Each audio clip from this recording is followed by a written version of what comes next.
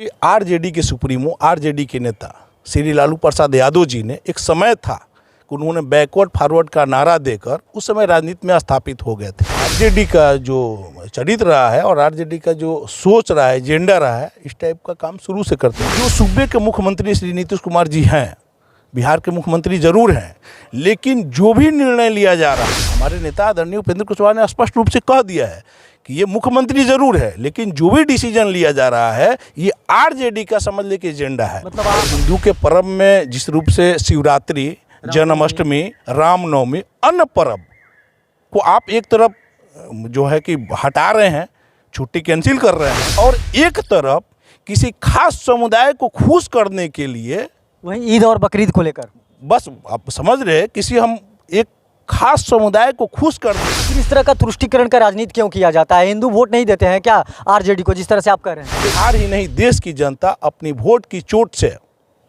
इनको उखाड़ फेंकने का काम करेगी।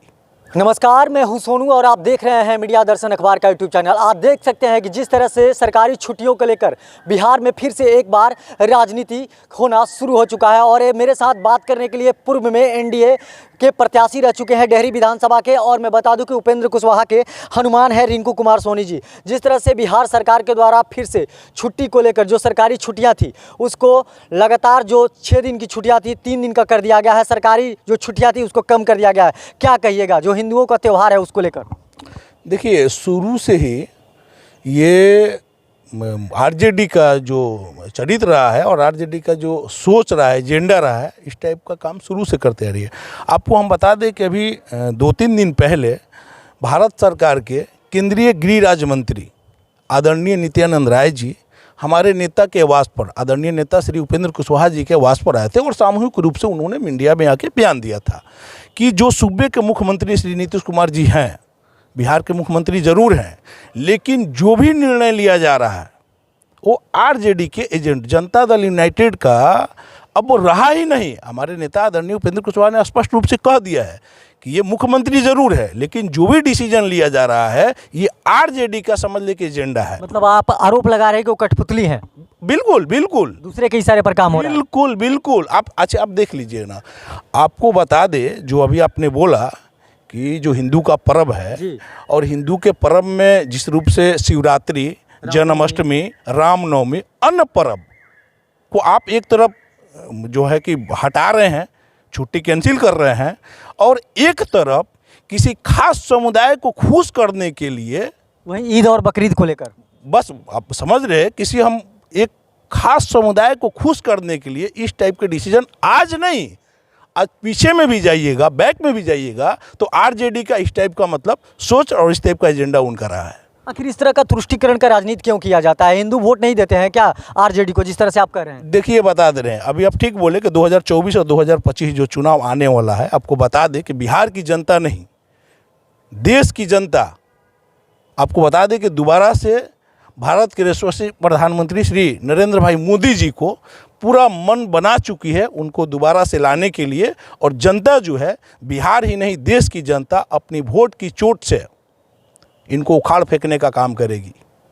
भाई बहन का सबसे बड़ा त्यौहार कहा जाता है रक्षाबंधन, चाहे रामनवमी हो, चाहे दुर्गा पूजा हो, चाहे कोई भी हिंदुओं का सबसे बड़ा त्यौहार हो, उसमें लगातार जिस तरह से कटौती किया जा रहा है, जो 2024 का कैलेंडर कह रहे हैं जारी हुआ है, उसके बाद पूरे बिहार में लगातार विरोध होना शुरू हो चुका है। देखिए सोनू जी, पहले भी एक बार हम आपके चैनल पर हम कह चुके हैं कि आरजेडी के सुप्रीमो, आरजेडी के नेता श्री लालू प्रसाद यादव जी ने एक समय था कि उन्होंने बैकवर्ड फॉरवर्ड का नारा देकर उस समय राजनीति में स्थापित हो गए थे। उसी हिसाब से इनका देख लीजिए, कुछ दिन पहले आपने देखा होगा, इनके जो शिक्षा मंत्री थे वो एक टारगेट किए थे सनातनी और हिंदू धर्म पर, वो टारगेट किए। तभी हाल के फिलहाल में जो स्थानीय विधायक है वो अनाप शनाप जो है कि बोले थे, और अब तो सरकार भी इस टाइप के डिसीजन लेके ये मतलब कि प्रमाणित कर रही है कि हम क्या सोचते हैं और क्या करते हैं। ये तुष्टीकरण की राजनीति शुरू से ही आरजेडी का रहा है।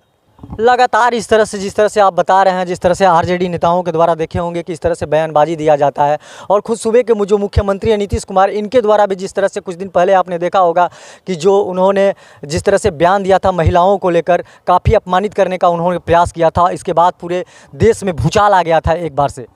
अब देखिए, हमारे नेता आदरणीय उपेंद्र कुशवाहा जी ने जितनी बातें कही थी जब हम लोग जनता दल यूनाइटेड से अलग हुए थे, जितनी बातें हमारे नेता आदरणीय उपेंद्र कुशवाहा जी ने कहा था, वो सारा जो है कि प्रमाणित हो रहा है। नीतीश कुमार जी एक बिल्कुल आप ठीक बोल रहे थे, वो बिल्कुल कुछ लोग के बीच में घिरे हुए हैं और प्लस में पूरा कब्जा एक तरह से समझ लीजिए कि आरजेडी के लोगों ने इनको कर लिया है। मतलब कि एक तरह से आप आरोप लगा रहे हैं कि जदयू का लगभग विलय तय है अब। 100% जदयू है कहाँ, हमारे नेता भी बोले, हम तो अभी बोले कि आदरणीय नित्यानंद राय जी भी बोले कि कुछ है नहीं, अब जेडीयू है ही नहीं।